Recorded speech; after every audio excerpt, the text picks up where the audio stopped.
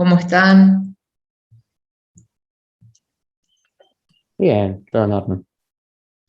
Bien. Me llama un poco la atención que sean tantos en el parcial y sean tan pocos en clase. Ya son casi las y 10 y hay 38. Bueno, vamos a retomar un poco una de las últimas clases que tuvimos, que habíamos quedado en la parte de vehículos industriales, retomar un poco eso para pasar a lo que es transporte exterior.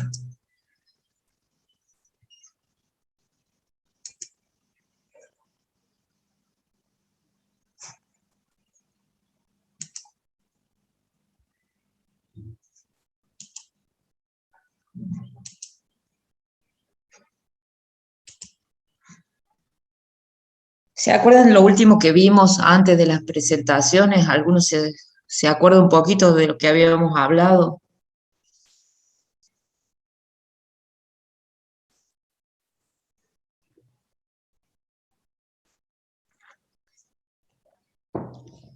¿No se acuerdan? ¿No están? Bien.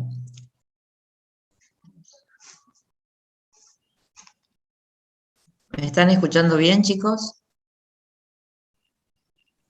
Sí, profe, se escucha.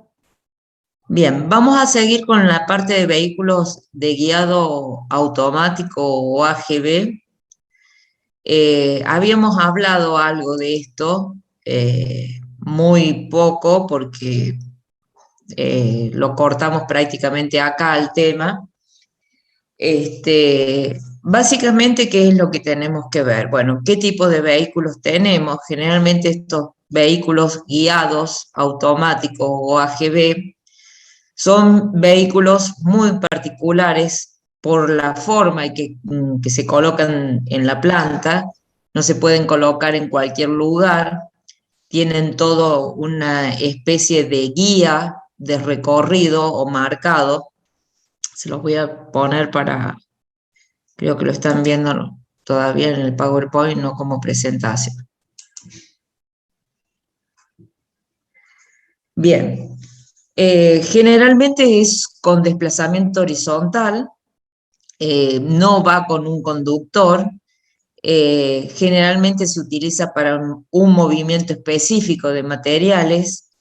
Ese movimiento es por instrucciones con un sistema de láser guiado o un sistema magnético a través de cable o de banda. Tiene un funcionamiento limitado a ese circuito que está marcado, por eso les digo que cuando colocamos dentro de la planta tenemos que saber muy bien bajo qué condiciones y por qué se coloca. O sea, una vez colocado, son una de las piezas que tenemos dentro de las plantas industriales que generalmente después cuestan mucho reubicarlas o ponerlas en otro lugar por todo lo que implica la obra civil que hay que realizar para posicionar este tipo de equipos. Entonces, cuando uno tiene que hacer un trabajo de distribución de planta, si los toca remover alguno de estos vehículos, no es tan fácil como uno puede creer. O sea, no es una máquina más. Ya de por sí las máquinas son difíciles de reubicar.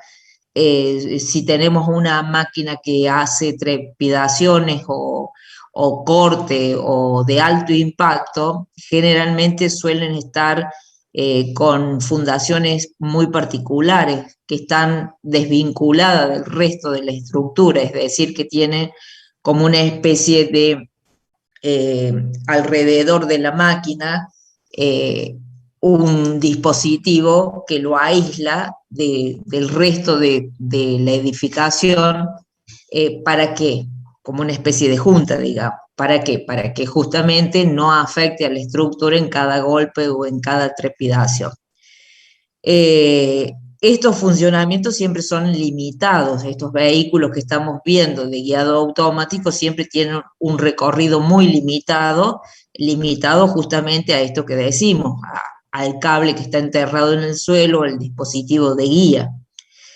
Y las funciones que va a realizar son específicamente de lo que uno quiere conseguir con el funcionamiento de estos equipos. Lo importante es saber fundamentalmente el lugar de emplazamiento cuando uno tiene que evaluar este tipo, o si ya lo tiene la planta o la industria, evaluarlo, y si tiene que hacer una modificación o una reubicación, bueno, tener en cuenta todo lo que es la parte del posicionamiento de este tipo de vehículos industriales, porque es muy complejo. Bien. Otro de los que ustedes ya lo han visto, porque han tenido que rendir el parcial y lo deben haber estudiado de la apunte, son estos aparatos de transporte continuo, que son generalmente cintas transportadoras o transportadoras por rodillos. Ustedes en particular, no recuerdo en este momento, pero muy pocos, creo que ninguno de los grupos que están conmigo tienen cintas o transportadoras de rodillos, salvo la gente que tiene yerba mate en la parte de producción. Me parece que ahí en la parte de envasado tienen algo de eso. Me lo pueden corroborar si están acá.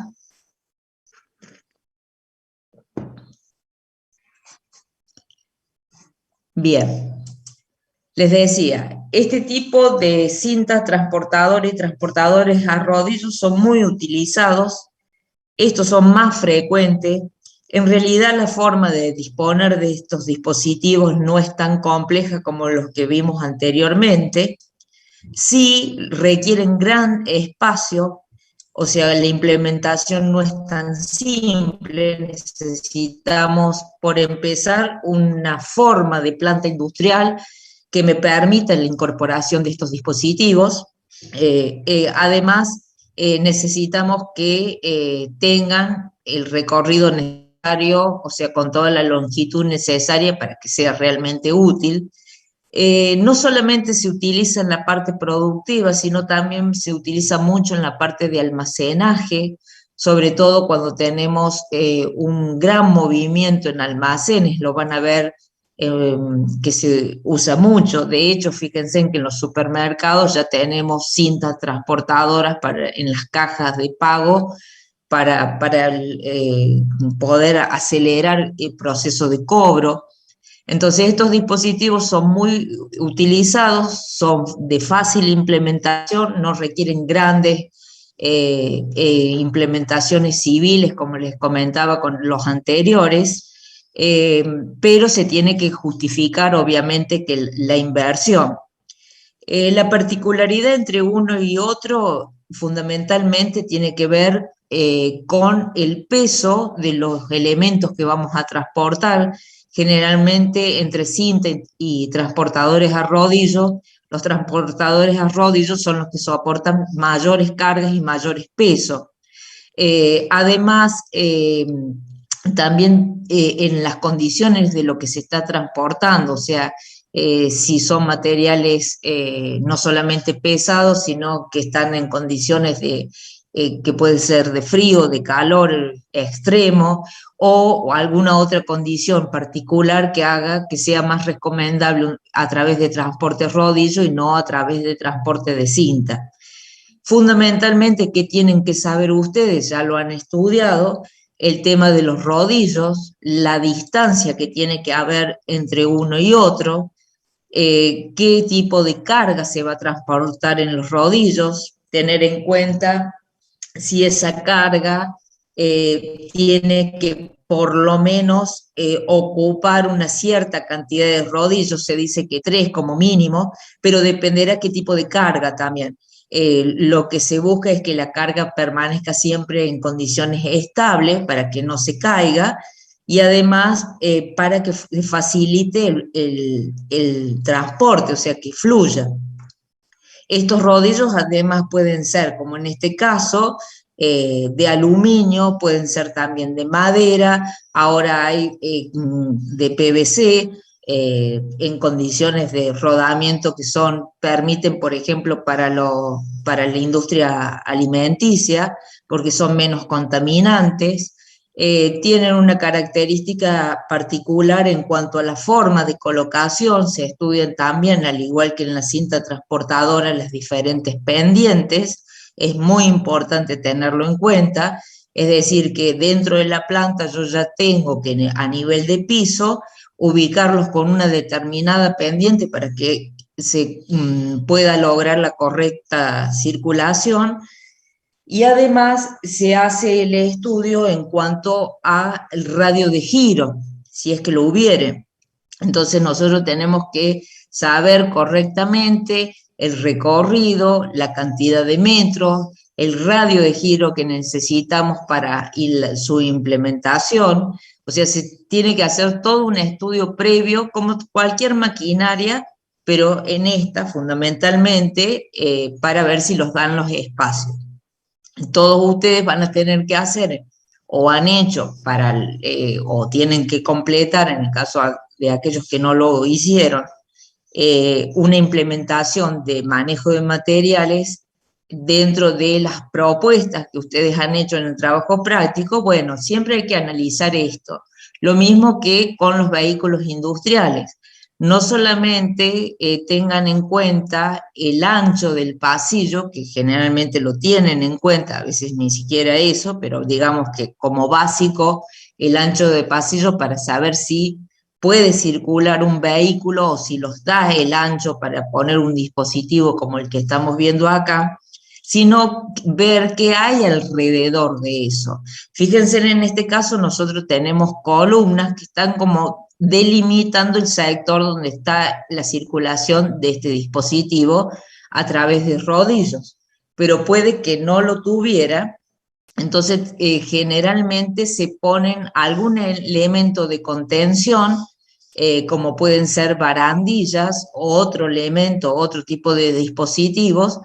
Y en el caso de los vehículos, que era lo último que habíamos visto, siempre nosotros tenemos que tener en cuenta, y esto es una cuestión que siempre pregunto yo, sobre todo en las fechas de exámenes, cuando ustedes calculan un vehículo industrial, no solamente el ancho de pasillo, sino lo que pasa por ese pasillo. Si por ese pasillo solamente pasa el vehículo, bueno, ¿qué ancho deberá tener el pasillo?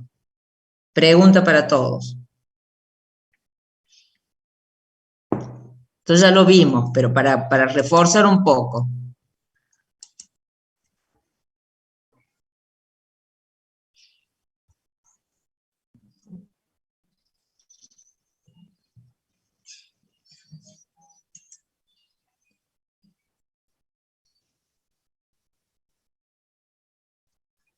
En el caso de vehículos industriales que permite el radio de giro, perfecto, pero ¿cómo calculas el pasillo? Estoy preguntando cómo calculan un pasillo para un vehículo industrial. Lo que acabamos de ver son dispositivos especiales que van a tener que hacer un cálculo especial, pero digamos un autoelevador, una zorrita, ¿cómo lo calculan ustedes? ¿Qué tienen que fijarse? Además Bien, ¿qué me da la especificación del fabricante? Vamos bien hasta ahí. ¿Qué me da? Además del giro, ¿qué más Las les da? dimensiones. Las dimensiones. Es fundamental. ¿Qué dimensiones?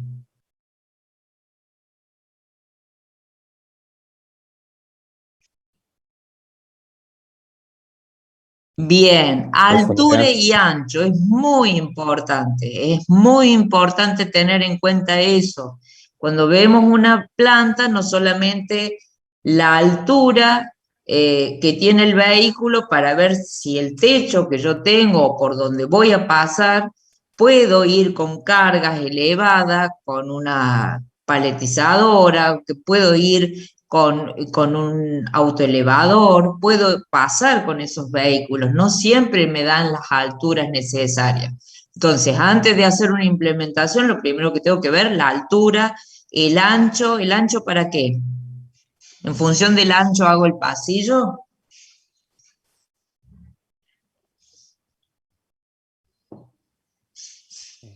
Y va a ¿Qué les determinar un parece? poco, va a influir, sí. No va a ser, por supuesto, va a ser más ancho de lo que es la máquina. ¿Cuánto más ancho? Bien lo que decís, Manuel, pero ¿cuánto más? Depende si también pasan personas. Bien, tenemos que considerar si pasan personas. Supongamos que pasa el vehículo y pasan personas. ¿Cómo lo considero?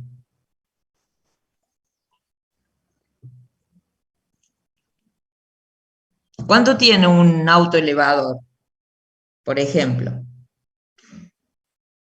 De ancho aproximado, no es necesario que me den un número exacto.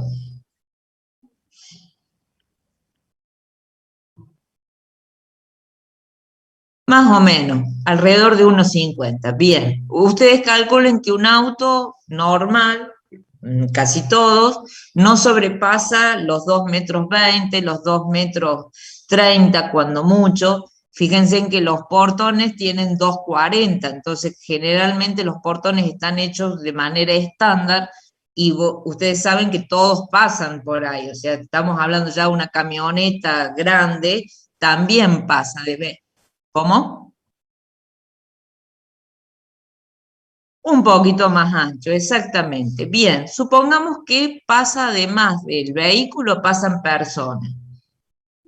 ¿Cómo lo calculo? Vamos a sacar el ancho de un pasillo, así entre todos.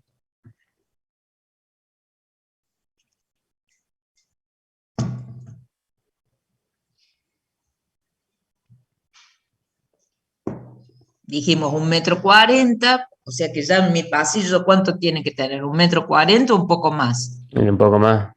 ¿Cuánto más? Y supongamos 2 metros. Digo, no sé la verdad. En realidad se le da 50 centímetros para cada lado, entonces si Claro, tiene 1,40 estaríamos con un pasillo de 2,40. Pero bien. acá recién,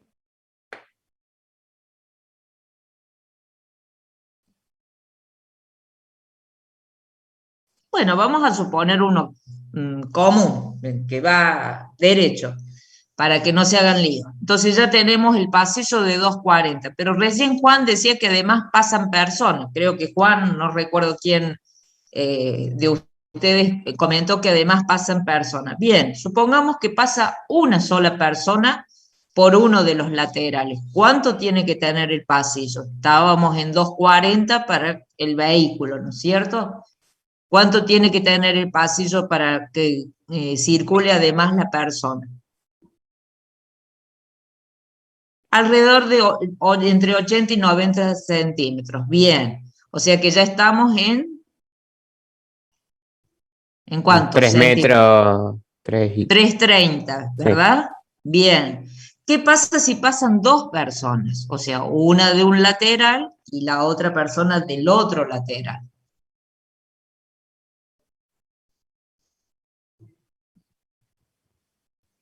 Y 90 más. Generalmente ahí puedo adoptar los 80 centímetros. Entonces sería 2,40 más 1,60. ¿Cuánto sería? 4 metros. ¿Se dan cuenta? O sea, no es muy importante tener claro eso para que ustedes puedan, muchas veces vemos pasillos de 3 metros, de 2,50. Claro, sí, un vehículo pasa por ahí, pero tenemos que tener en cuenta todo. Incluso si hay gente que va a circular, que generalmente, la mayoría de las veces ocurre eso, que circulan, tratar de hacer esos pasillos más anchos. ¿Cuánto? Bueno, si podemos hacerlo, lo ideal es de 4 metros. ¿Podemos hacer un pasillo de 3,50? Y sí, si no tenemos espacio, lo llevaremos a... Pero trataremos de garantizar que el lugar de circulación, ida y vuelta, sea por un solo sector. Eso los optimiza el recurso del vehículo industrial y el recurso de las personas que van circulando.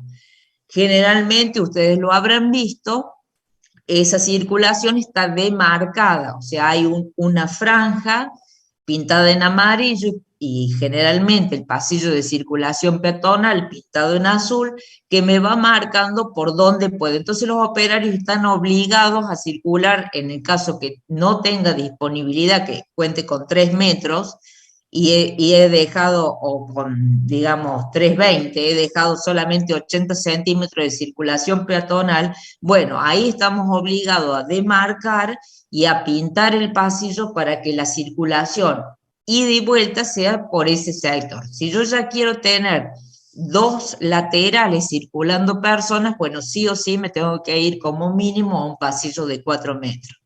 Entonces, la colocación de los vehículos, la colocación de los dispositivos, tiene que ser planteada desde lo que yo realmente estoy necesitando y de visualizar todas estas cuestiones que estamos hablando, porque si no podemos caer en errores que después tenemos más complicaciones a la hora de resolver problemas que dar soluciones. ¿Por qué? A lo mejor yo lo puse al vehículo para justamente evitar grandes recorridos con cargas, pero ¿qué pasa? Está circulando gente permanentemente y eso hace que los vehículos tengan que parar, que la gente también tenga que parar, que el que iba de un puesto a otro no lo pueda hacer. Entonces, lejos de solucionar el problema, lo que hago es incrementar los problemas que tengo. Tengan en cuenta eso. Y además, como decía uno de ustedes, que no recuerdo ahora quién fue, tener en cuenta los radios de giro. Generalmente estos vehículos tienen que tener la disponibilidad en un punto, un extremo de la planta o de ese lugar donde hemos puesto el vehículo, poder girar y volver a la búsqueda de los productos o el paletizado o los elementos que nosotros vamos a cargar. Entonces, eso es muy importante. Lo mismo pasa con los carros de arrastre o otro tipo de vehículos o los tractorcitos que muchas veces utilizamos, ya son más grandes, tienen un mayor volumen y cuando ya tenemos un dispositivo enganchado atrás de lo que es el vehículo en sí mismo, tenemos doble cálculo para lo que es el movimiento y el radio de giro. Entonces, eso también lo tenemos que tener en cuenta. No son cuestiones menores, son cuestiones que ustedes como ingenieros industriales lo van a tener que resolver. ¿Estamos? Seguimos. Bueno. ¿Alguna duda o algo que quieran o que les surgió en el parcial con respecto a las cintas transportadoras o los transportadores a rodillos? ¿Algo que no les quedó claro? Hay un método de cálculo que ya lo deben haber visto, si no, no pudieron rendir el parcial. Está dentro de las consideraciones que tienen que hacer. ¿Algo que quieran preguntar, chicos? Bien. Vamos con los elevadores de carga pesada, entonces, los equipos que son muy, al igual que los que vimos, los AGB, son muy limitados en cuanto a la disposición. Esto hay que hacer estudios verdaderamente previos y análisis previos a su implementación, porque si no podemos cometer grandes errores y tienen un costo altísimo.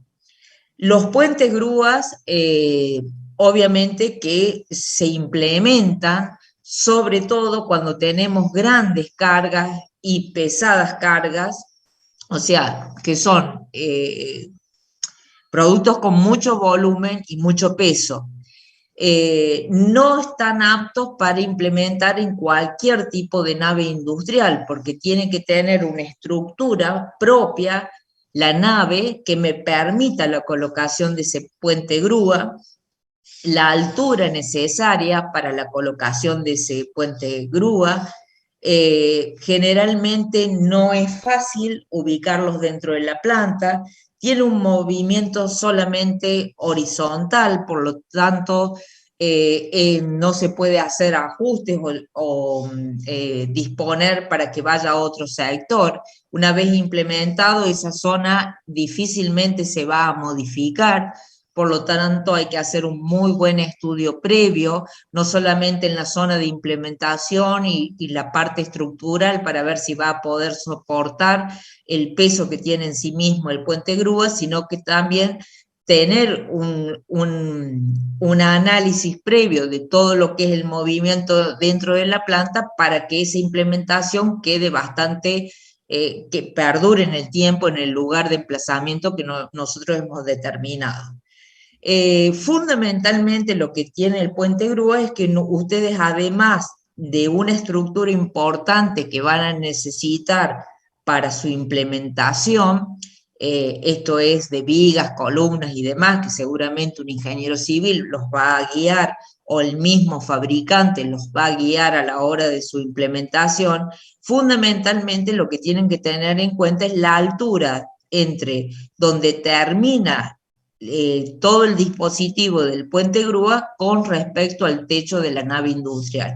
Nosotros para implementar la colocación de un puente grúa, sin saber de qué producto estamos hablando, así en general como mínimo tenemos que tener una altura de nave industrial de 6 metros. ¿Por qué? Porque la implementación en sí misma me lleva casi 4 metros, o sea, esta distancia desde la base del puente grúa hasta donde termina, hasta la altura del techo, yo como mínimo necesito ahí 4 metros.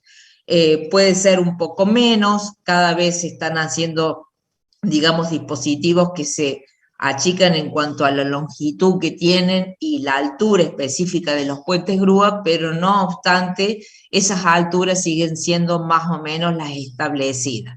Entonces, a la hora de poner estos tipos de elementos o elevadores para cargas pesadas, fundamentalmente estudiar las alturas de las naves industriales y estudiar las condiciones que están esas naves, las estructuras o qué refuerzo de estructura voy a hacer para poder implementar. Generalmente el que va a implementar un puente grúa se justifica, no hay una razón que pongan un puente grúa porque sí, lo van a poner porque realmente se justifica en cuanto al movimiento de materiales, la implementación de los puentes grúa. La otra es las grúas pórtico, que es una variante del puente grúa. Estas grúas pórtico generalmente no están dentro de la planta industrial, sino que generalmente están fuera de la planta. Ustedes lo deben haber visto en los aeropuertos y lo deben haber visto si han ido alguna vez al puerto. Bueno, son todos pórticos, tienen la misma función, lo único que tienen la posibilidad de movimiento dentro del área de carga y descarga donde generalmente son implementados. Ahora, no piensen que se mueve como uno mueve un cochecito. Esto realmente, el movimiento de estos elementos es bastante complicado, pero sí permite que uno lo pueda ir corriendo a distintos puntos de la zona donde se está trabajando y de esa manera poder optimizar su uso.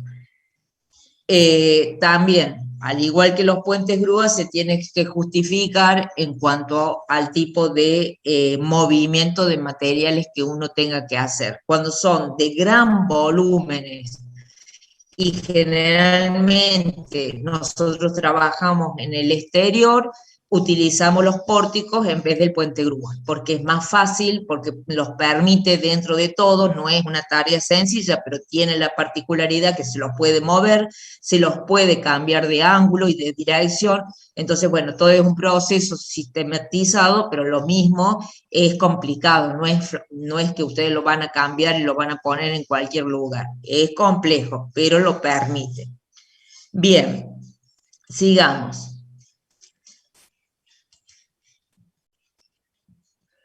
Otro de los dispositivos de transporte son los neumáticos. Es un tipo de transporte que se realiza por medio de presión del aire. Generalmente este tipo de transporte también es muy utilizado, es bastante utilizado en todo lo que es material. No suele ser un material pesado, suele ser un material liviano. Se lo hace circular mediante tuberías. Generalmente se utiliza para todo lo que es aquella producción del tipo por gravedad, como pueden ser papeleras, industria de cemento, industria de granos, de harina, petróleo.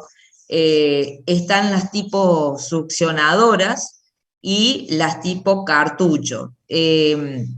Donde se introduce dentro de un tubo un material, se coloca un material y se succiona y va a un lugar determinado, o sea, al otro lugar de proceso. El cartucho, si ustedes han visto o han tenido la posibilidad de verlo, generalmente en cajas registradoras o en lugares de comercialización se utiliza mucho, o sea, desde la caja, en vez de pasar una persona, como estamos acostumbrados acá, que haga el cierre de caja y retire la cantidad de dinero que tiene cada cajero en el punto de cobro, directamente se hace un paquete y por un cartucho de estos succionadores se envía el dinero. En otro sector se saca el cartucho con el dinero que se ha enviado y bueno, sigue el proceso, digamos, que va a una caja de seguridad o lo que fuere para que después lo retire. Es otro medio de transporte dentro de una planta, como les decía recién, pero se justifica únicamente para este tipo de productos o para este tipo de producción. No podemos poner, no es un elemento, es muy útil para todo lo que es por gravedad, pero generalmente no es tan bueno para otros medios. O sea, se utilizan en casos puntuales. Pero también es importante tenerlos en cuenta. ¿Qué tenemos que tener en cuenta de esto? Bueno, la particularidad que estos no tienen, como los que vimos anteriormente, grandes disposiciones o grandes adecuaciones dentro de la planta. Se pueden implementar en cualquier tipo de planta industrial, o sea, no requieren grandes dimensiones, pueden ser recorridos cortos, pueden ser recorridos largos, todo dependerá, o sea, la presión del aire va a ser su función, por lo tanto, eso es lo que yo voy a atender en su momento, pero la implementación en sí no es dificultosa, pero claro, no lo sirve para todo tipo de producción. Está bueno tenerlo en cuenta, es importante tenerlo en cuenta. Bien, otros de los medios son los montacargas y las carretillas elevadoras. Esto creo que lo hablamos cuando vimos la última clase, que hicimos brevemente una alusión de esto, bueno, que también era para mover contenedores, este tipo de montacargas. Acá sí ya el uso de eslingas, que fue un tema que los quedó pendiente a nosotros, porque bueno, yo justo tuve el tema de que pedí una licencia este año, pero es muy sencillo, o sea, ustedes en realidad el uso de las eslingas, que un poco lo hablamos la última clase que alguien de ustedes me preguntó, tiene que ver qué tipo de material utiliza. Slingas son estos cables que vemos acá, estos dispositivos, o sea, no solamente cuenta el dispositivo en sí, como es el tipo de los montacargas, como estamos viendo acá, sino también el uso de todo lo que es el aparato para el izado. En ese aparato vienen los cables y las slingas. La particularidad de las eslingas en general es cómo se arma el núcleo, que ustedes ya lo habrán visto para poder estudiar para el parcial, la cantidad de cables y la forma en que se colocan los cables me determinan la capacidad que tiene, si además esto tiene alguna posibilidad de rotar, como en el caso que estamos viendo acá, de los montacargas, puede darse una pequeño giro, rotación, porque generalmente esto se hace a la intemperie, son de mucho peso, lo mismo que elementos como vigas pretensadas o paneles de construcción y demás, que cuando se hace el montaje, estos tienden a rotar. Entonces la eslinga me permite hacer un cálculo fino para que cuando se produzca la rotación, los cables entre sí no rocen y se corten y que puedan tener un accidente en la manipulación de los mismos, sino que se deben calcular correctamente. Generalmente tienen un núcleo interior que les permite, a veces el núcleo interior y a veces entre cada uno de los cordones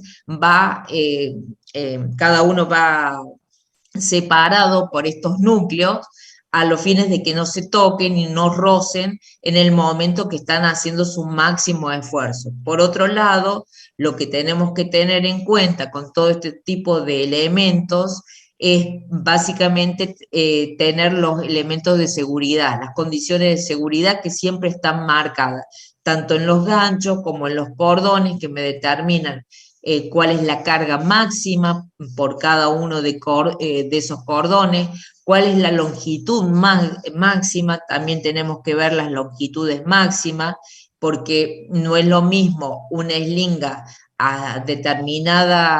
con determinado largo que cuando ya tenemos largos superiores, porque justamente tienen más posibilidad de movimiento y más posibilidad de torsión. Entonces lo que hay que evitar es la torsión, por eso es que se ponen, fíjense que se ponen muchas eslingas para el izado de un solo elemento. Bien, ese es otro de los medios de movimiento de materiales que hay que tener en cuenta. Obviamente que esto se hace por catálogo, lo hacen ingenieros mecánicos, ingenieros que calculan cada uno de estos izados, que ven los coeficientes de seguridad, como han visto en el apunte. Hay todo un seguimiento para realizar, que no es específico de ustedes, pero tienen que saber que esto se hace de esa manera. Bien, vamos a seguir. Bueno, vamos a pasar un poquito a la parte de las estanterías de manutención mecánica. Como parte también, habíamos hablado en las clases anteriores de la parte de almacenaje, habíamos visto almacenes y faltaba hablar un poco de la parte de estantería. Hasta acá, ¿vamos bien con la parte de vehículos industriales? ¿Algo que quieran preguntar? ¿Algo que no les quedó claro?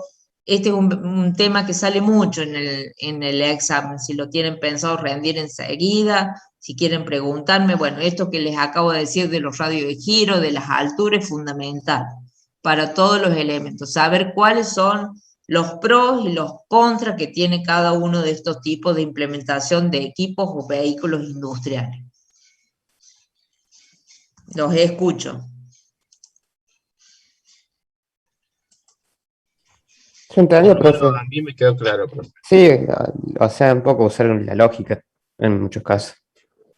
Sí, lamentablemente que muchas veces con nosotros le preguntamos, y bueno, pero ¿qué tienen que calcular esto que les acabo de mencionar, como las alturas en los puentes grúa, que las estructuras acompañen, todo eso no lo dicen? Entonces, bueno, a veces ese es el escollo que tienen ustedes con un tema que es bastante simple, porque no es un tema que recién lo ven, sino que ya lo vienen viendo de otras materias. Entonces, bueno, tengan en cuenta esto en la parte de manejo de material. Bueno, nosotros cuando hacemos manipulación de carga, siempre con un elemento mecánico, lo que se busca es distintos tipos de estanterías que lo faciliten justamente todo lo que es el acopio de los materiales o la utilización de poder hacer cada uno de esta selección dentro de los almacenes. Entonces hay distintos tipos de estanterías y estas van a cumplir diferentes funciones en función de lo que yo voy a almacenar, que un poco lo vimos cuando vimos los distintos tipos de almacenes y depósitos, va a ser en función de eso la selección de este tipo de estanterías. Un tipo de estanterías son las autoportantes. Es un sistema de almacenaje generalmente a gran altura, es decir, que me permite almacenar en alturas importantes. Se aprovecha la estructura justamente de las mismas estanterías para la construcción de la nave. Acá, por lo contrario, o sea, cuando nosotros, fíjense en la figura, no sé si la alcanzan a visualizar bien, este tipo, cuando tenemos estanterías autoportantes, lo que se hace, se colocan todo este tipo de estanterías y después se hace todo el revestimiento que acompaña a la nave industrial. Entonces, por eso que decimos que se aprovecha la estructura de las estanterías para la construcción de la nave. Porque son las que me van a limitar qué cosa, qué me van a limitar estas estanterías autoportantes.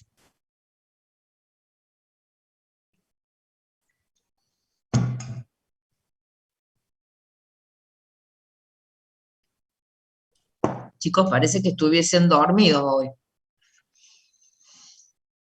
La altura, o sea, entonces yo acá primero pongo las estanterías y después hago la nave, o sea, a diferencia de lo que hacemos generalmente, ustedes están haciendo un trabajo y dicen, bueno, vamos a poner acá los almacenes, los depósitos intermedios y demás. En este caso, si tenemos estanterías autoportantes, estamos totalmente limitados y ténganlo en cuenta, por ahí si algún grupo se me pasó o se le pasó a algún otro profe, que en este tipo de estanterías estamos limitados por las estanterías mismas. Entonces, primero se ponen las estanterías y después se hace la nave industrial.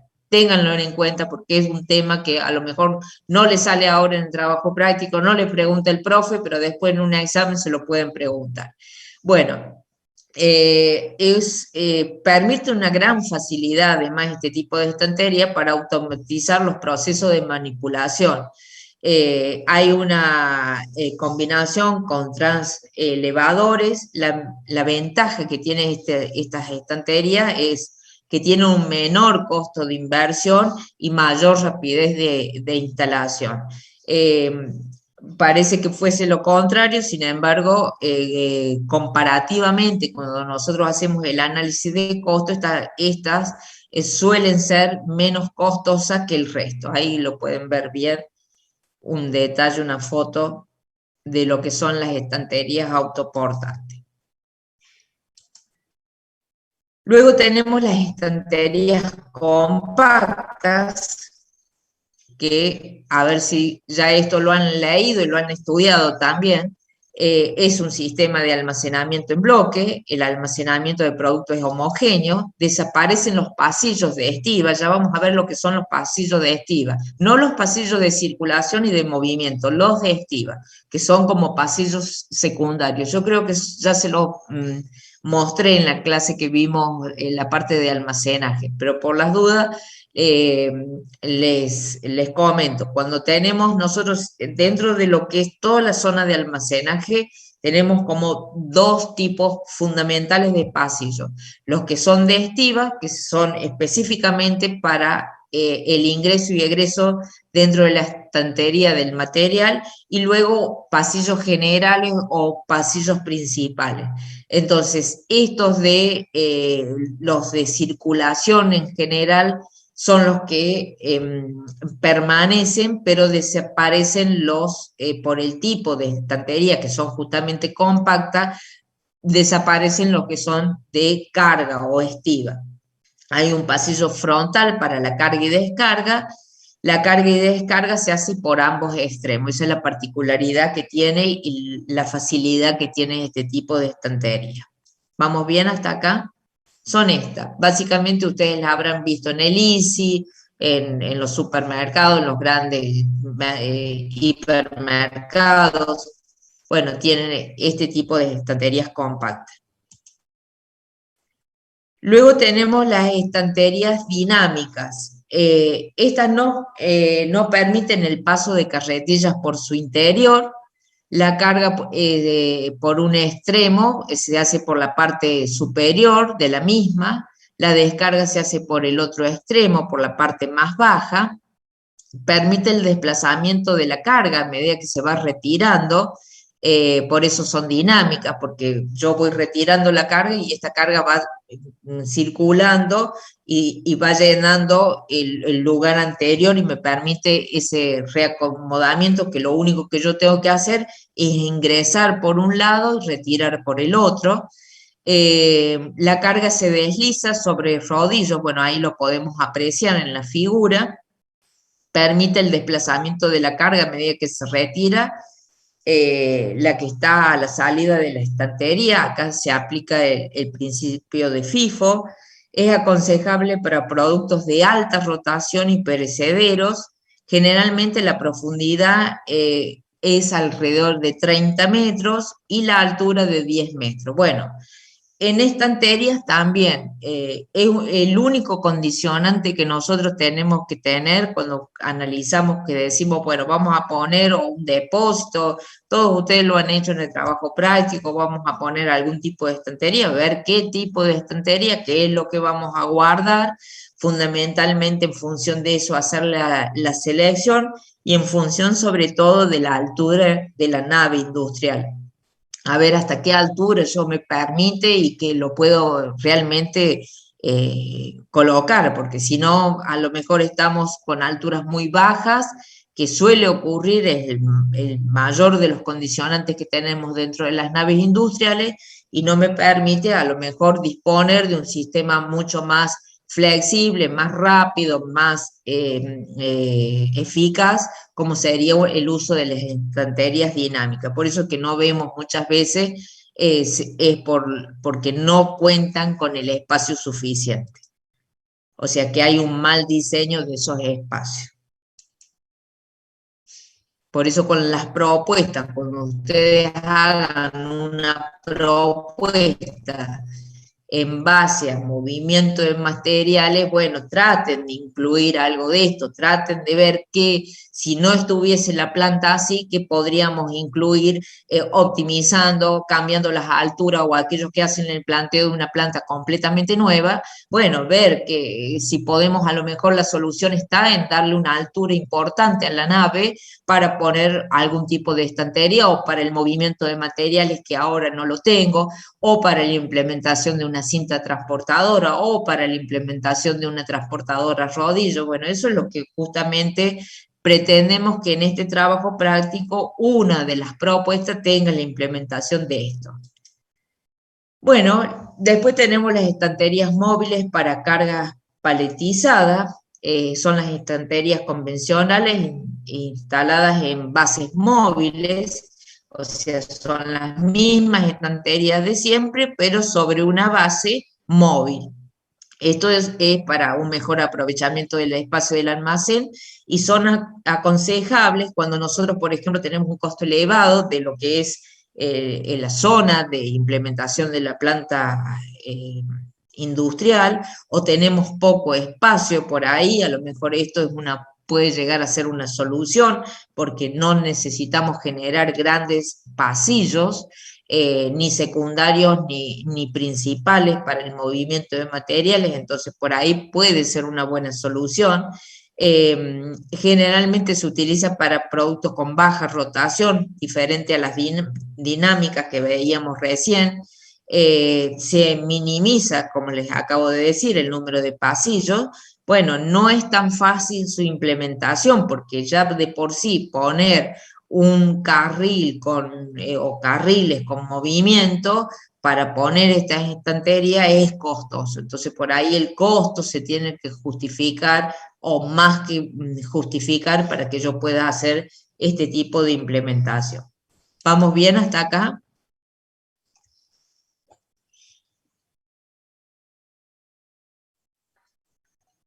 Sí, perfecto, vamos. Bien. Bueno, acá vamos a ver simplemente algunas cuestiones que tienen que tener en cuenta a la hora ustedes de ver lo que son las estanterías, acá vamos a ver un poquito lo que hablábamos recién. Fíjense, tienen varios elementos, saber qué es cada uno de estos elementos. Esto también ya los da una idea de el lugar o el espacio físico que va a ocupar, o sea, esto de tener por ahí, uno no dimensiona alturas, anchos, las estructuras que tienen estos depósitos y este tipo de estantería. Entonces, bueno, hay que ver todos los elementos que hacen a una estantería. En primer lugar, tenemos acá las mallas anticaídas. Las mallas anticaídas no son los que sirven para la protección del personal que generalmente está circulando alrededor de todo esto, ya sea en forma vehicular o en forma peatonal, sino también resguarda los productos. Por múltiples razones. Hay 100.000 videitos que están circulando donde ven que vienen con un autoelevador y golpea una estantería y se caen todas en efecto dominó. Bueno, no digo que es para esos casos, pero sí por ahí el choque de los vehículos contra las estanterías es muy común, más común de lo que ustedes se pueden imaginar. Entonces, tener estas mallas anticaídas es importante. En algún tipo de planta industrial, el especialista en higiene y seguridad, el que hace todo el plan de higiene y seguridad, a veces les pide que sí o sí lo tengan dentro de lo que es la zona de almacenaje, pero no siempre. Entonces, bueno, atentos con eso. Ustedes pueden visualizar y decir, hará falta, no hará falta. Ya le preguntan al encargado del plan de higiene y seguridad y ustedes hacen la implementación. Esto es para que sepan más o menos qué cuestiones hay que tener en cuenta. Bueno, cuando tenemos este tipo de malla anticaída, también tenemos que tener todo lo que son las vigas transversales que me van a hacer de soporte para estos elementos que estoy poniendo justamente estas mallas. Luego tenemos los gatillos de seguridad que están en la figura 3. No sé si se alcanza a visualizar. También son elementos de protección que tengo que tener en estas estructuras para evitar cualquier distorsión o justamente por un golpe o un movimiento que puede haber en el momento de colocación de la carga. Bueno, eso es un sujetador que me permite a mí tener cierta tranquilidad y seguridad al momento de la colocación de la misma. Luego tenemos los distanciadores. Los distanciadores son estos elementos que visualizamos acá.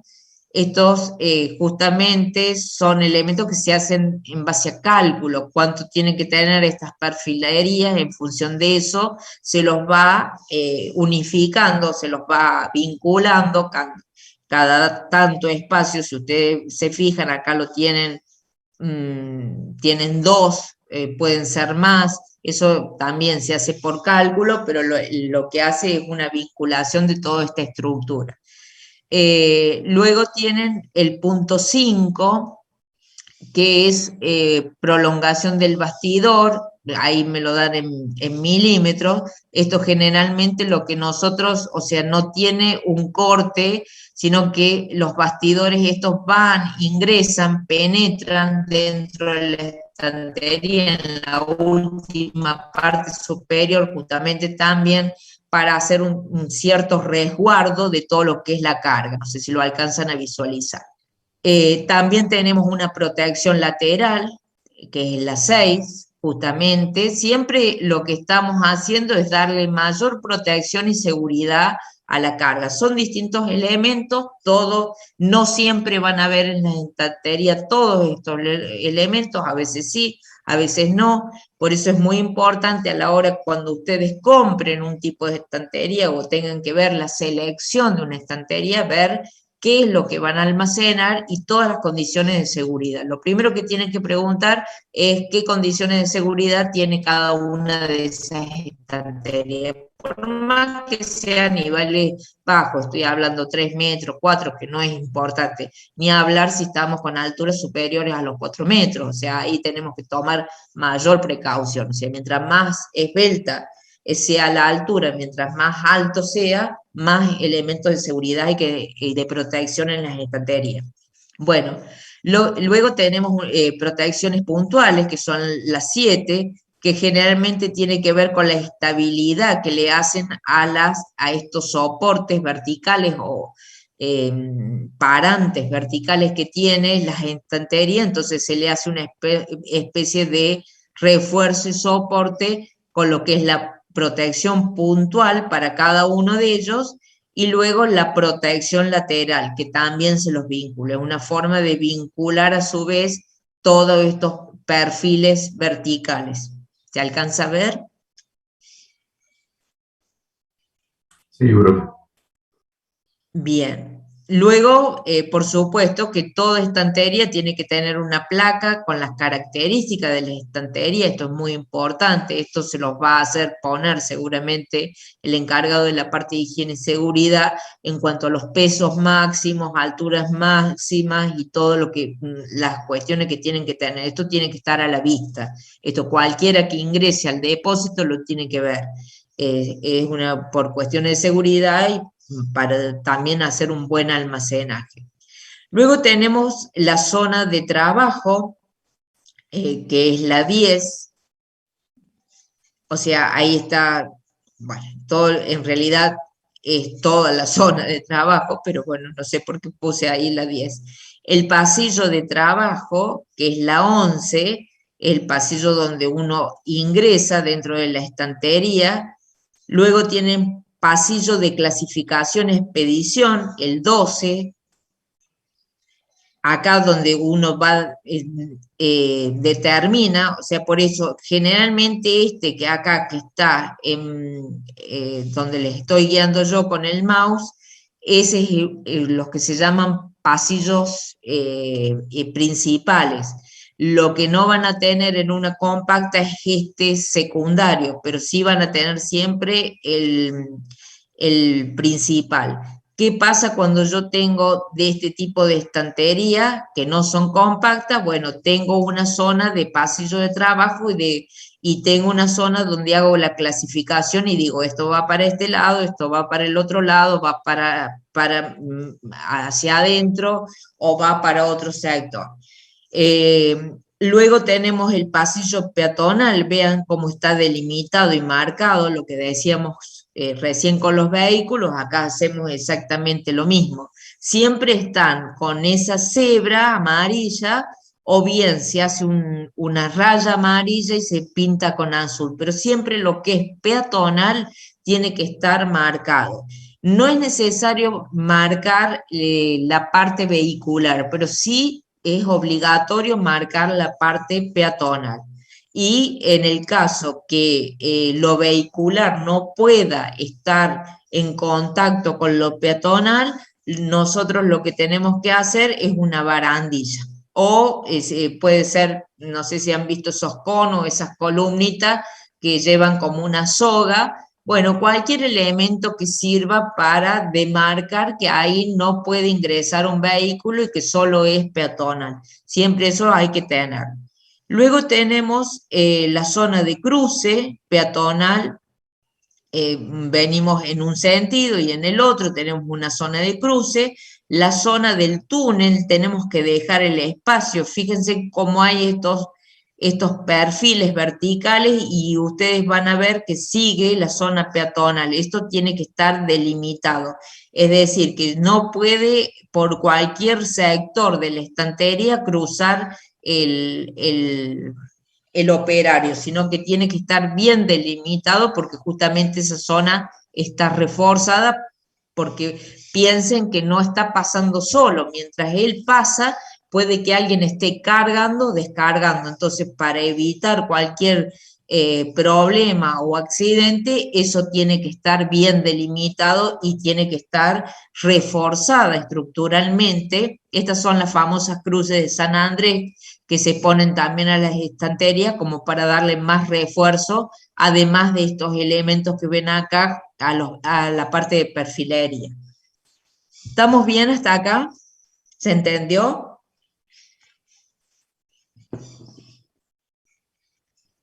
Sí, profe, se entiende. Bien, a lo mejor parece muy simple, muy sencillo, pero es algo, son cuestiones que hay que tener en cuenta y que les pueden hacer una preguntita de este tipo y qué tiene que tener en cuenta en una estantería, además de las dimensiones, el tipo de carga y cómo va a cargar.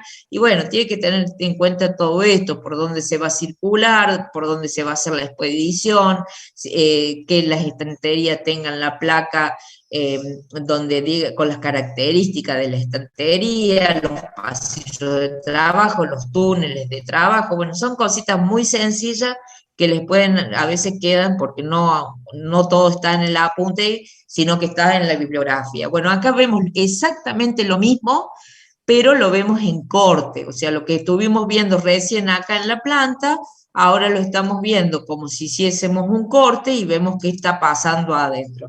Fíjense en ustedes las alturas que tenemos que tener en cuenta, los anchos, esto que hablábamos del ancho de pasillo recién, que se adapta exactamente igual para lo que es la parte de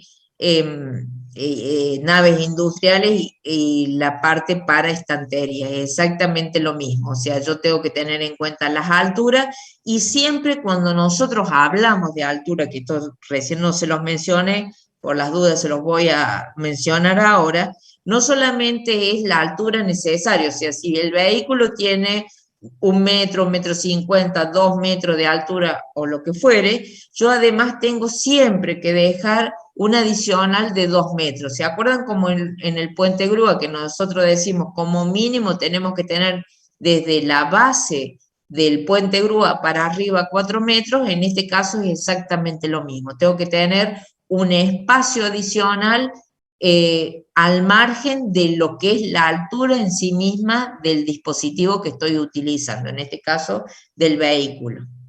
¿Estamos bien?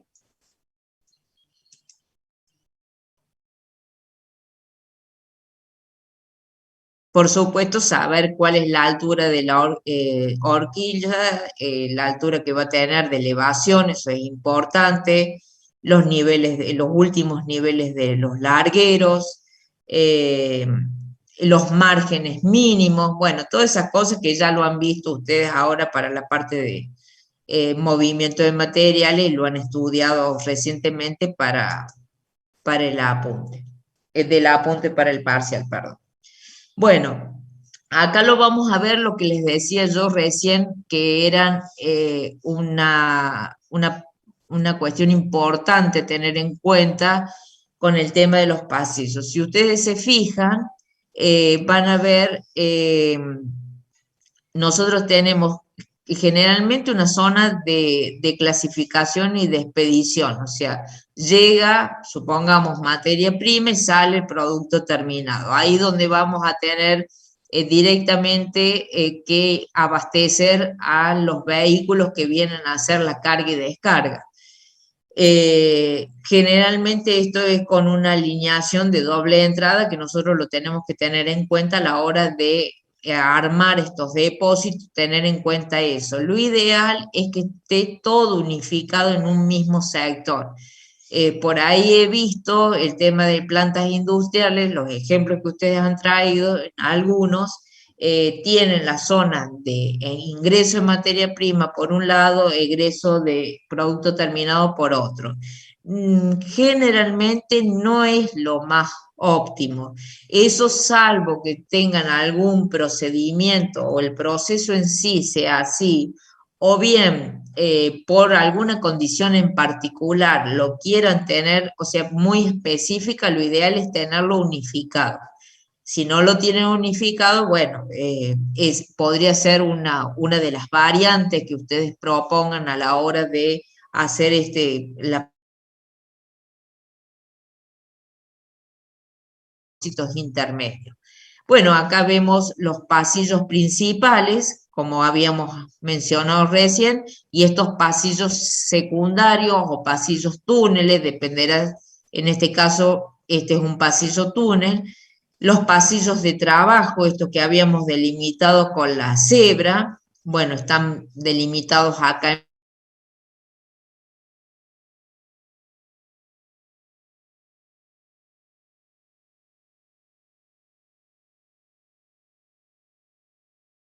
siempre una alineación de simple entrada, o sea, también que estén alineados en un sector determinado, lo mismo que la alineación de doble entrada que esté ubicado en el lugar central para que me permita hacer ese proceso de carga o descarga de doble entrada. Eso, bueno, acá lo que está proponiendo que cuando tengo tirar hacia los costados lo que es alineación de simple entrada y en el medio dejarlos de doble entrada para facilitar la circulación y para ahorrar en todo lo que es pasillo.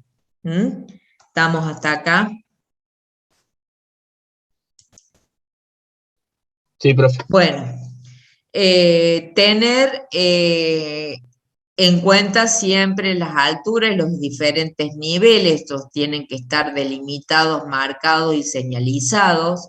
Las alturas de los camiones es muy importante, esto tiene que ver no solamente para el área de carga y descarga, sino como lo hemos mencionado ya desde el principio, ver qué vamos a necesitar, si vamos a necesitar rampa o algún dispositivo especial para hacer esta carga y descarga, ver cuáles son los niveles dentro de la estantería, el nivel de carga, los niveles útiles de almacenaje, cuáles son los pasillos de circulación, cuáles son los pasillos peatonales, pasillos túneles. Estamos viendo lo mismo que veíamos recién en ese renderizado, ahora en un corte.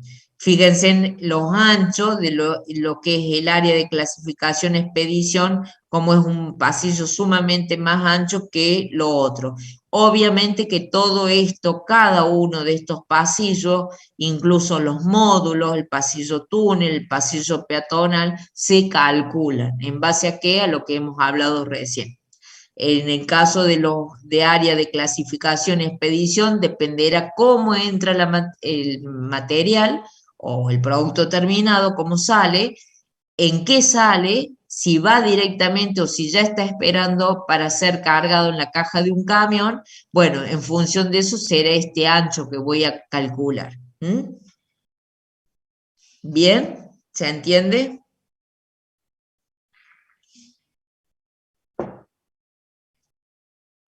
Sí, profe. Bueno, en cuanto a los camiones, para que ustedes tengan simplemente, ya vamos a ver a continuación todo lo que es transporte vehicular fuera de la planta.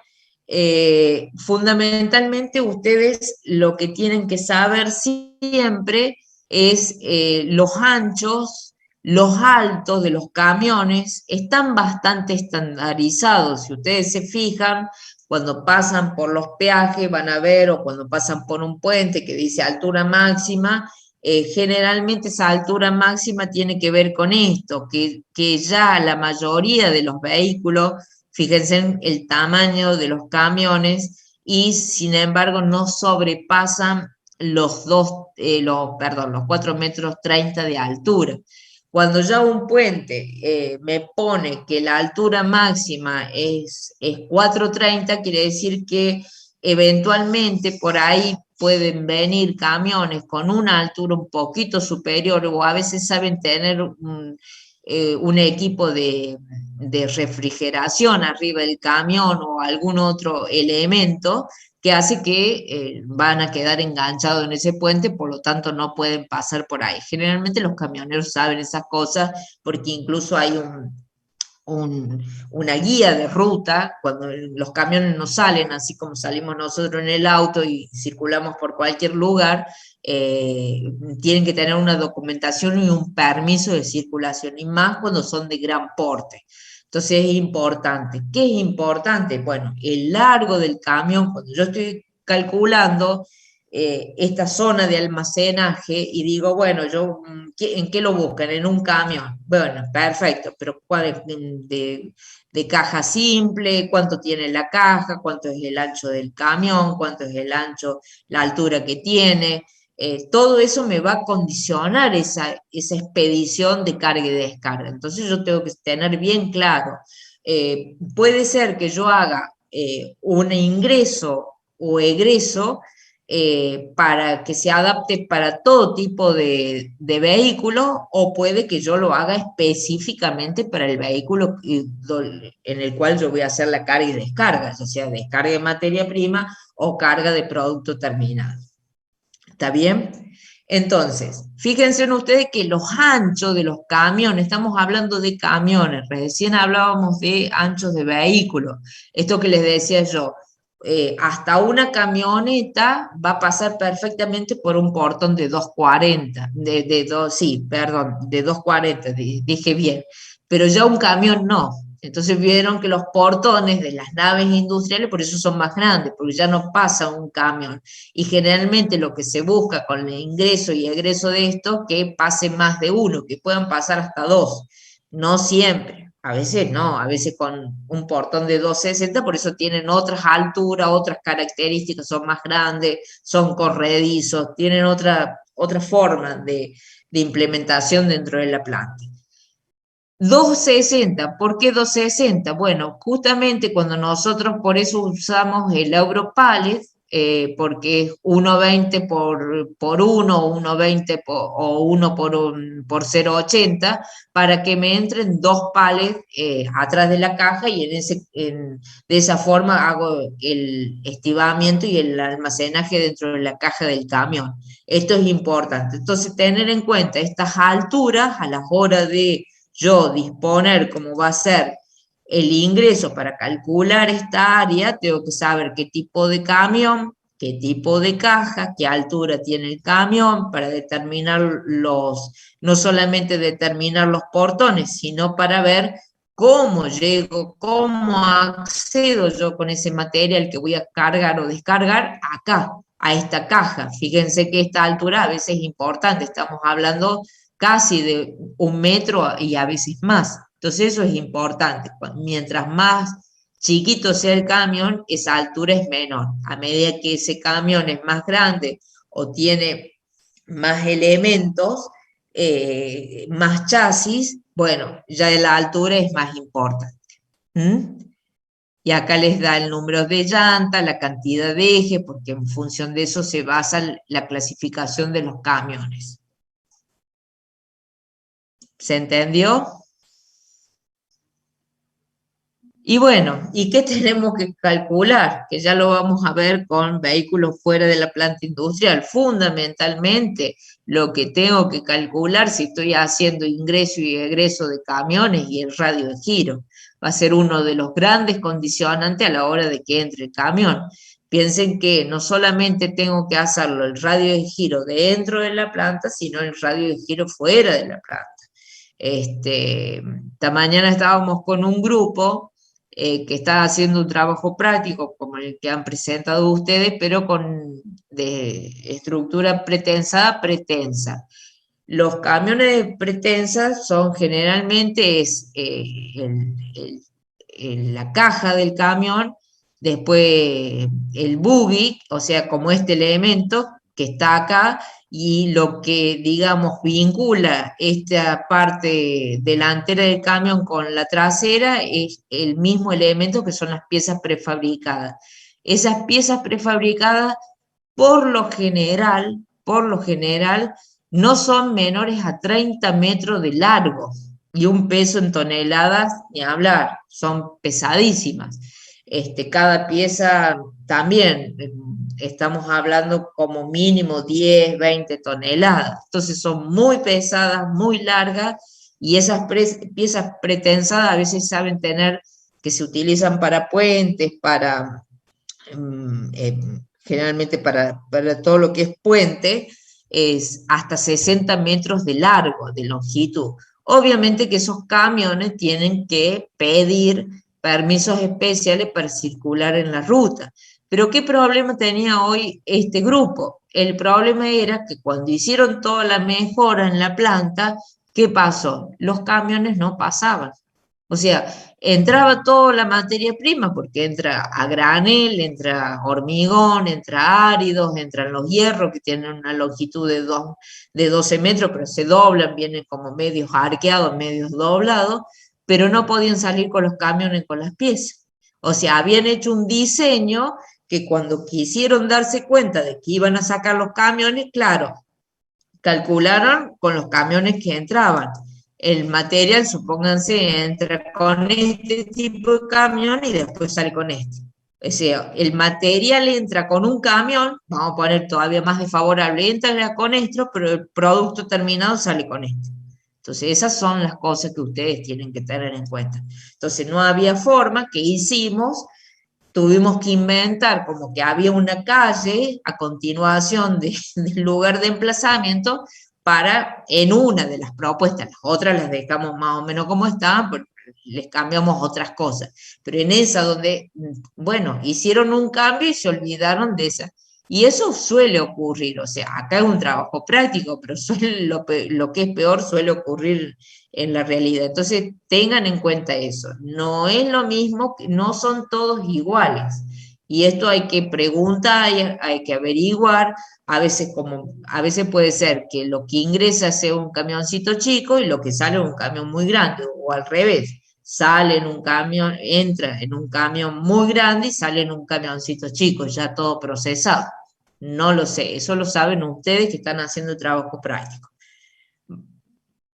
¿Se entiende hasta acá?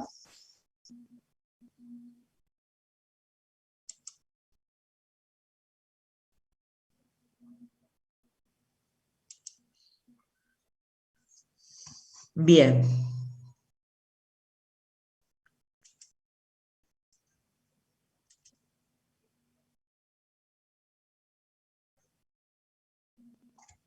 ¿Alguna pregunta que quieran hacer, chicos?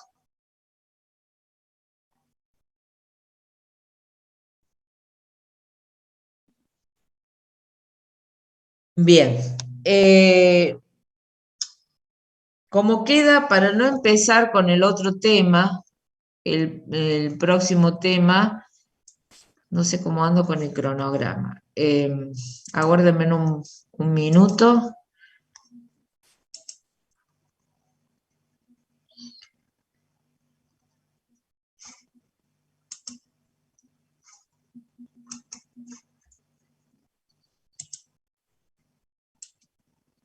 Bueno, a ver, vamos con la gente que tenía que hacer correcciones de la segunda entrega.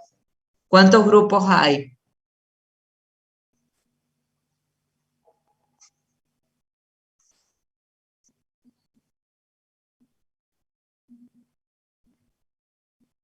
¿No hay nadie?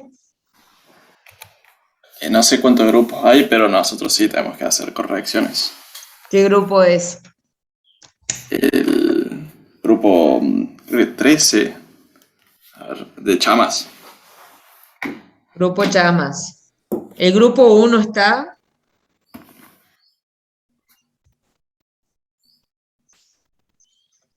Bueno, habrán abandonado si no están ahora.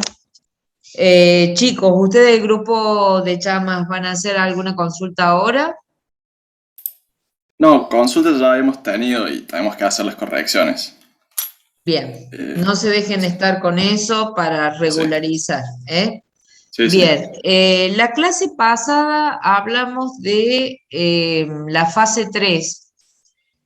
Vamos a reforzar un poquito esto porque estaban ustedes ahí como muy entretenidos con el parcial y bueno, la idea es que vamos haciendo el análisis de las variables para la cuantificación técnica y económica de las tres alternativas. Esto va para todos, tanto al menos una de las alternativas tiene que tener la implementación de manejo de materiales. La gente que tiene servicio, ya lo hemos hablado, y si no lo hablamos, lo vamos a hablar ahora. Ustedes también están obligados a hacer al menos la implementación de un sistema de manejo de materiales dentro de lo que es las propuestas que van a plantear. Ustedes tenían que hacer una evaluación técnica y el tema está en buscar las distintas variables que van a analizar para ver cuál de esas alternativas es la mejor. En esto habíamos dicho que tenían que ser cuantificables, o sea que no podían ser cualitativas, sino que tenían que ser cuantitativas. Entonces, a la hora de ustedes buscar los diferentes indicadores, por favor, que sean cuantificables. ¿Qué quiero decir con esto? Sigo viendo trabajos prácticos donde ponen la satisfacción del operario y las mejores condiciones y demás. Yo les cuento una cosa, que si el operario no está bien pago, no recibe una buena paga, difícilmente va a estar en condiciones óptimas dentro de la planta. Entonces, no es tan cuantificable la satisfacción del operario. No lo pongan como una variable. Vayan a cuestiones objetivas a la hora de poner esos indicadores. ¿Estamos? Se entiende, se entiende. ¿Alguno ha empezado a trabajar con esto?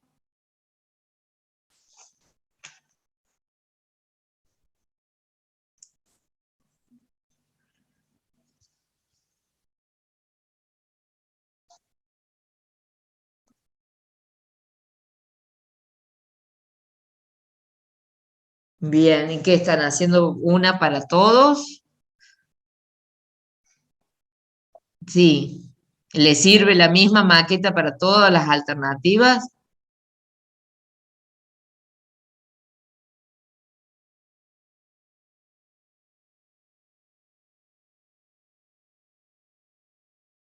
Bien.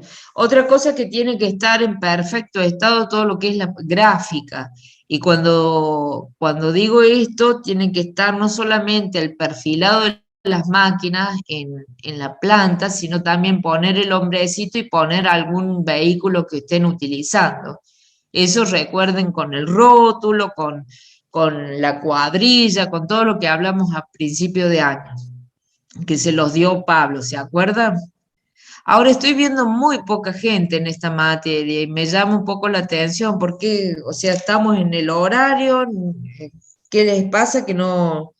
La clase que viene voy a tomar asistencia para ver quiénes está cursando realmente, porque me llama la atención tener 80 y pico de alumnos en un parcial y que acá sean 30 y pico.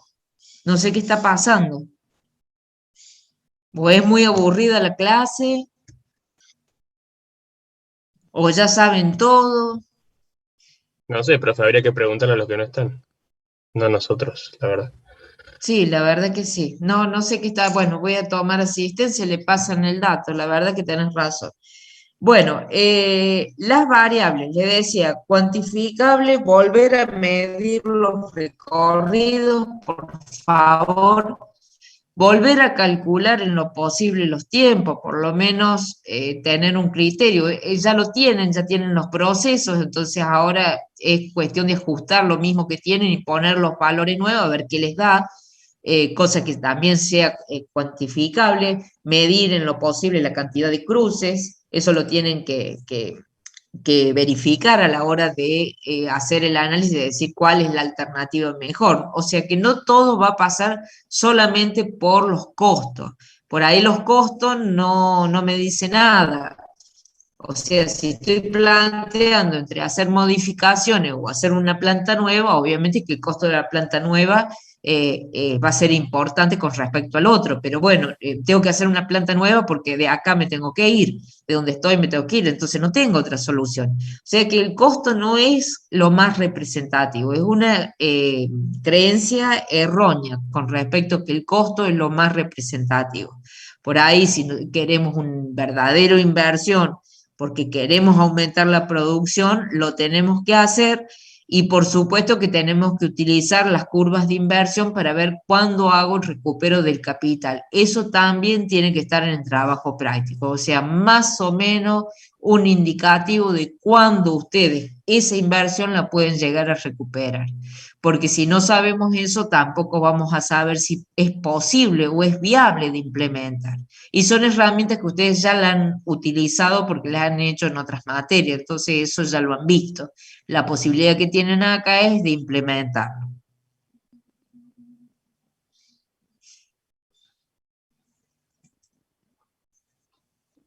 Que yo les dije que lo hicieran a través de las curvas S o curvas de inversión. Si tienen algún otro sistema de evaluación de recupero de la inversión, yo conozco esta, pero si ustedes tienen alguna otra metodología, lo pueden utilizar. Como mínimo, las curvas S, que es lo más elemental que pueden utilizar a la hora de hacer un recupero de inversión.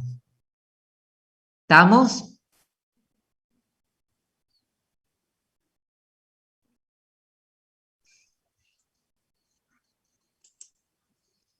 Para determinar, profe, cuál es la mejor de las propuestas, ¿en cuánto ponderamos el tiempo y las ganancias, digamos? Porque El tiempo puede ser un indicador. El tiempo puede ser un indicador y es medible. Ponele que la alternativa 1 te lleve 6 meses de implementación, la alternativa 2 te lleve 3 meses y la alternativa 3 te lleve un año. Bueno, el tiempo de implementación puede jugar para vos, para tu producción, un factor, un indicador importante. Fíjense que cuando nosotros hacemos la parte económica, los gastos de improductividad por reforma los tenemos que cuantificar y ahí juega el tiempo, los pesos por mes. ¿Cuánto pierdo yo por no estar produciendo porque se está haciendo esto? En el caso que estemos haciendo modificaciones que no afecten la producción sustancialmente, porque yo las puedo ir haciendo porque lo voy haciendo en otro sector, porque no tengo que, o lo hago en los horarios que no se trabaja, que también es muy frecuente que se contraten empresas que vienen y me hacen todas esas modificaciones en horarios que no hay producción. Bueno, en ese caso, este impacto va a ser menor. O sea que ahí el tiempo no es un factor relevante para vos porque vos lo podés hacer, o sea, te consume a lo mejor mayor tiempo, pero eso no te quita producción o pérdida de pesos por producción. En cambio, en otros sí es sustancial porque tienen que parar la producción para poder hacer esos cambios. ¿Se entiende esto? sí, profe, ¿y de estas tablas están subidas en algún lado, algún ejemplo? No, ¿O si quieren se los subo, porque esto va a ser, esta es una clase que yo di rápidamente, la clase pasada. Si quieren los retomamos, pero es importante que ustedes sepan cómo se tienen que guiar con todo lo que es la implementación de la fase 3. O no, sea, más que todo, no retomarlo, pero sí por ahí tener algún ejemplo para tomarlo a partir de ahí. es que cada uno de ustedes es diferente. La gente que tiene servicio puede hacer tranquilamente esa implementación sin que se le afecte demasiado la economía, que son sus pacientes. A lo sumo, una readecuación que puede ser 1 o 2 días de trabajo, lo último que hacen es abrir una puerta y que pasen para el otro lado, pero pueden trabajar. Los que tienen, por ejemplo, me acuerdo de eso, los que tienen algún otro tipo de cambio dentro de la planta, bueno, hay que evaluar cada uno. Los chicos que tienen la parte de los alfajores, por ejemplo, la implementación puede, porque ustedes en algún momento corren la maquinaria, entonces ahí tienen que parar sí o sí la producción. Es diferente en cada caso. Lo que sí, esto es un valor que ustedes lo pueden ponderar, gasto de productividad por reforma. En algunos será significativo y en otros no. Entonces, pero puede ser una variable. ¿Se entiende eso? No sé si contesté tu Sí, sí, pregunta. sí, está perfecto, profe. Gracias. Bien. Muchos de esos datos van a ser estimados por nosotros y no van a ser tan certeros porque las empresas no nos van a dar valores tan... No, pero vos tenés un estimativo, o sea, no vas a tener, supongamos, el costo a lo mejor es 1 millón de pesos por día de pérdida, ¿no es cierto? Y vos ponés 500.000. No importa, pues no tenés un dato, nadie te va a dar el dato exacto de lo que pierden, porque muchas veces no se da, porque esa información no son celosos a la hora de darte esa información, pero digamos que por lo menos como que lo tengas en cuenta como una variable. Yo no puedo cuantificar, vuelvo a lo de recién, si yo me tengo que ir del predio porque lo estoy alquilando y me están pidiendo ese terreno y sí o sí me tengo que ir a otro lugar y tengo que hacer una planta nueva, y bueno, ahí el costo es lo de menos. Obvio que voy a gastar 3 veces más que en una adecuación, pero bueno, se justifica porque no tengo otra alternativa o dejo de producir, ¿se entiende? Entonces ahí sí es importante, o sea, no es importante el costo. En otros no es importante el tiempo. Vuelvo al ejemplo de los chicos que hacen los alfajores chama y los chicos que están en las clínicas. Ellos pueden hacer una adecuación sin que les afecte sustancialmente todo lo que tienen ahora. En algún momento sí, serán 2 o 3 días, pero mínimo, donde hacen el ajuste, digamos, de la planta baja con la planta alta o de un pabellón con el otro pabellón. Pero en el caso de los chicos que tienen que sacar una máquina que la tienen en el medio, no me acuerdo cómo se llamaba en este momento esa máquina, y la tienen que colocar en otro lugar y sí les va a afectar, porque ahí sí tienen que parar la producción. ¿Y cuánto tarda eso? ¿Una semana? ¿Unos 10 días? No lo sé. Ellos me dirán. Entonces, cuando hagan el análisis, bueno, es importante si faltó producción una semana. ¿Y cuánto? No lo sé. Es un estimativo. Lo importante es que lo tengamos en cuenta ahora. Si no son números exactos, bueno, es un trabajo práctico. Si quieren trabajar con exactitud, porque lo van a llevar este trabajo y se lo van a mostrar al cliente, bueno, les piden que les diga, que les dé esa información, cuánto es el nivel de producción que ellos tienen en una semana, en 10 días, en 20 días, y en base a eso lo calculan. Siempre los plazos son importantes, o por lo que se pierde, o por lo que se gasta, o generalmente por la parte que no es productiva. Siempre el tiempo es importante, pero al igual que costo, tiempo y costo son importantes, pero no significa que eso me va a justificar la elección. ¿Queda claro eso? Profe. Sí.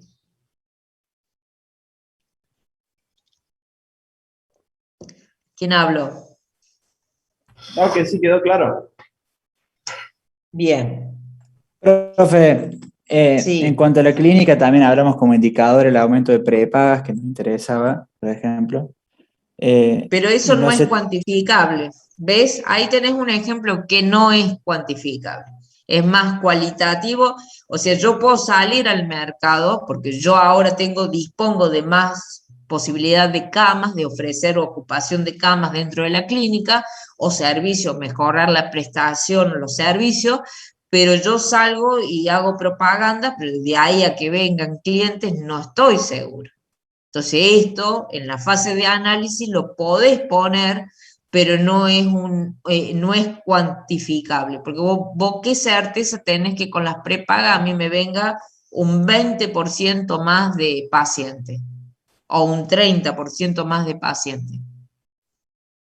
no, tal cual, profe, era porque lo habíamos mencionado y tenía justamente esa Claro, se duda. menciona, se puede poner como parte del relato, cuando ustedes hagan la presentación final, ustedes digan, bueno, el objetivo de incrementar, porque vos tenés que tener una justificación de incrementar camas. En el caso de ustedes, la familia, no había como una emergencia o una urgencia de disponibilidad de camas. Distinto es en el caso del Morra, ellos sí necesitaban lugar, espacio para la implementación de espacios de camas ocupadas. En el caso de ustedes no, pero ustedes ¿qué resuelven? No solo hacen una mejora en la cantidad de camas, sino que ustedes optimizan todo un sector que estaba atascado y que estaba complejo. Tenían la zona de emergencias con la zona de ambulatoria e internación, todo junto. Entonces eso era un caos realmente.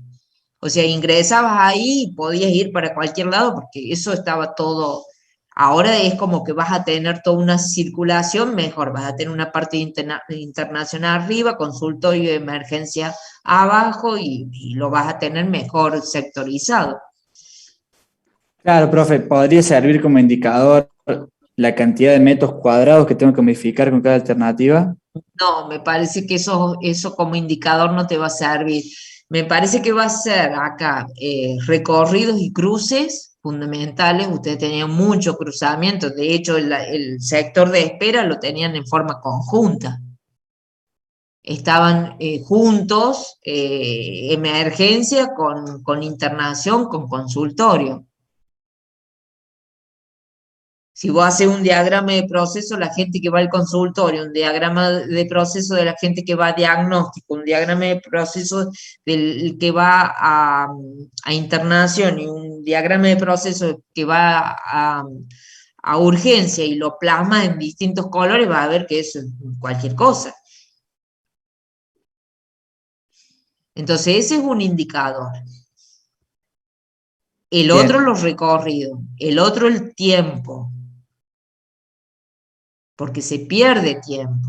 O sea, hay gente, la gente tiene que esperar, está molesta, hay gente que está dolorida, hay pacientes que entraban para parto, otros porque se habían accidentado en una moto, entonces es como complejo el lugar. Ahora vos lo que hiciste es despejar y optimizar todo eso. Ahí, en el caso de ustedes, por ejemplo, la parte de comodidad, como dan un servicio, sí es un indicador, ¿se entiende?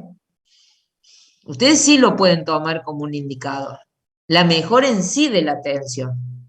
Pues no es lo mismo que yo tenga que estar al lado de uno que está gritando porque se cayó de la moto y se rompió la pierna y yo me fui a hacer ver, no sé, de un lunar, que el otro, o sea, que estemos separados y que estemos por ámbitos separados y que yo esté tranquila esperando mi atención médica y no esté al lado del que está de urgencia. Entonces ustedes sí lo pueden poner como un indicador a esto que les acabo de decir de la satisfacción del cliente. Distinto es de los operarios, que siempre me lo ponen como un indicador y no es un indicador.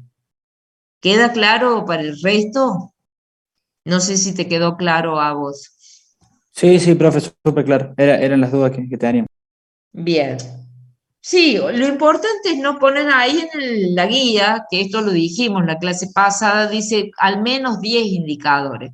Yo prefiero que no sean los 10, que sean un poco menos tal vez, si pueden lograr 10 mejor, pero si no consiguen los 10 y no me pongan cosas que no son cuantificables. Por eso les hice este resumen, les dije que tienen que ser reales y cuantificables. O sea que yo los puedo medir, que puedo decir, a ver, esto es real, esto realmente lo cambié o no lo cambié. Porque de lo subjetivo es muy difícil. Es muy difícil. O sea, no es un análisis que me lleve a lo subjetivo, me lleva a lo objetivo, a los logros reales. ¿Alguna otra consulta? No, profe, por el momento no. Perfecto. ¿El resto? No, profe. Bien. Bueno, gente, Profe, vamos terminando entonces. Yo después les voy a pasar a alguno de ustedes que las filmines y entre ustedes se las pasa. profe, ¿me escucha? Sí, Yo le sí, quería sí, lo preguntar escucho. si hay posibilidades de ver el parcial, en qué nos equivocamos. Bueno, le pregunto al ingeniero porque yo no tengo acceso. Bien, Yo gracias. lo único que veo de ustedes es una nota, pero no veo su parcial. Perfecto.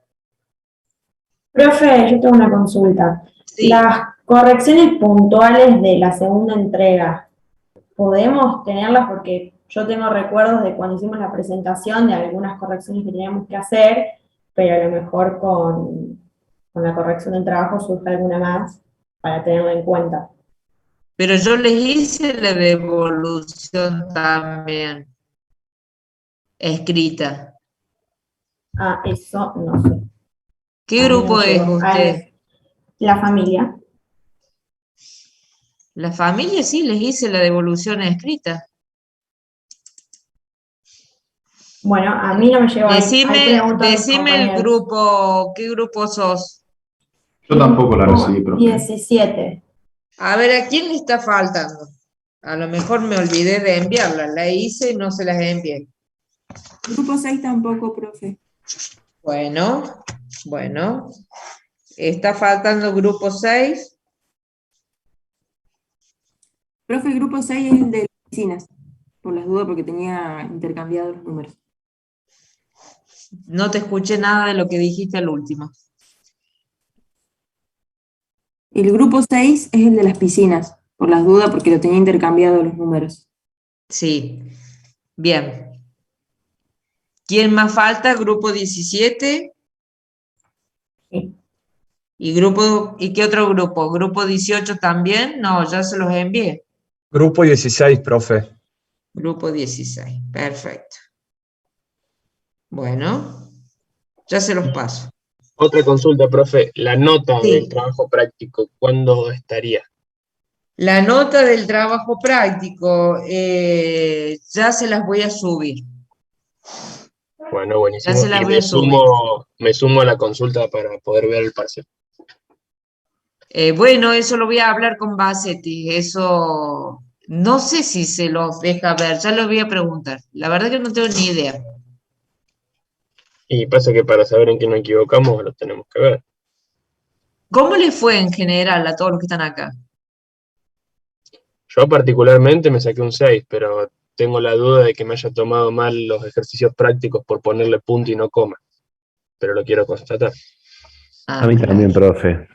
Puse punto y no me lo tomo como respuesta ¿Y completa. cuánto sacaste, Mauro? 8. Bien. Sí, lo único que vi que fue muy alto este grupo de la tarde, de la siesta, en cuanto a nota, con respecto a los de la mañana y no consulté todavía los de la noche. Ah, bien, bien. Pero eso es lo único que... Bueno, ¿algunos grupos que falte las devoluciones, algo más? Creo que no, ¿no?